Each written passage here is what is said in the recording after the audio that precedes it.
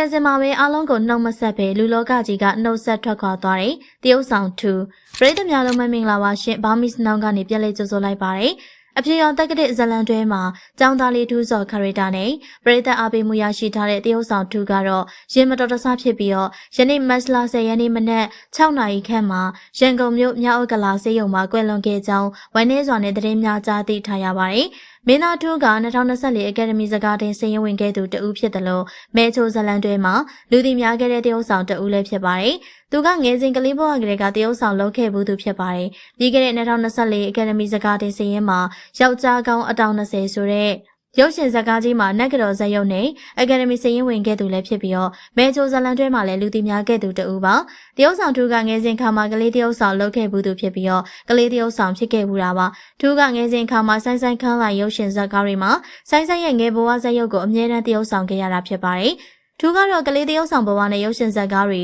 ဗီဒီယိုဇာတ်ကားတွေများစွာရိုက်ကူးဖို့တလို့အခုလူကြီးတရုတ်ဆောင်ဖြစ်လာတော့လေအကောင်ဆုံးတရုတ်ဆောင်နေတာကိုတွေ့ရပြီးတော့အနုပညာလောကမှာနေရာတနေရာရနေပြီလို့ဆိုနိုင်ပါတယ်ဒီလိုအောင်မြင်နေတဲ့ချိန်မှာတရုတ်ဆောင်2ကရုတ်တရက်ကွယ်လွန်ဆုံးပါသွားခဲ့ပါတယ်အခုခါမှာတော့တရုတ်ဆောင်2တယောက်ရုတ်တရက်ဆုံးပါကွယ်လွန်သွားခဲ့ရကြောင်းတရုတ်ဆောင်2ဆုံးပါသွားရတဲ့အဓိကအကြောင်းရင်းကအစောပိုင်းမှာတော့လူတွေကအစာအိမ်ယောဂကြောင့်လို့ဆိုကြပါတယ်ဒါပေမဲ့လည်းတရုတ်ဆောင်2ကရင်မတော်တဆမှုကြောင့်ဆုံးပါသွားတာဖြစ်တယ်လို့သိရပါတယ်။2ကပြီးခဲ့တဲ့ရပိုင်းအတွင်းတာဂီတာမှာရင်မတော်တဆမှုဖြစ်သွားခဲ့ပြီးတော့ဦးခေါင်းမှာပြင်းထန်စွာဒဏ်ရာရခဲ့ပါတယ်။10ရက်နေ့မှာပဲဆုံးပါကွယ်လွန်သွားခဲ့ရပါ။ဒါကြောင့်ပရိသတ်တွေကတော့တရုတ်ဆောင်2ကောင်းရာဘုံဘဝရောက်ရှိနိုင်စေဖို့အတွက်ဆုတောင်းပေးနေကြပါတယ်။တရုတ်ဆောင်2အခုလိုဆုံးပါကွယ်လွန်သွားတာနဲ့ပတ်သက်ပြီးတော့ဝမ်းနည်းစိတ်မကောင်းဖြစ်ရကြောင်းကို MRTV4 လို့ဖို့ဂိုင်ဘက်တွေအားလုံးကပြောကြားထားတာကိုတွေ့ရပါတယ်။ MRTV4 မင်းသားတယောက်ဖြစ်တဲ့ဖုံးရှိန်ခန့်ကလည်းစိတ်ထားကောင်းတဲ့ညီလေးပျော်ပျော်နေတတ်တဲ့ညီလေးအားလုံးရဲ့ဝေးရကိုထွက်သွားခဲ့ပြီး2ကောင်းရာဘုံဘဝရောက်ရှိမယ်ဆိုတာယုံကြည်တယ်။မိသားစုနဲ့ထပ်တူဝမ်းနည်းကြေကွဲရပါတယ်ဆိုပြီးတော့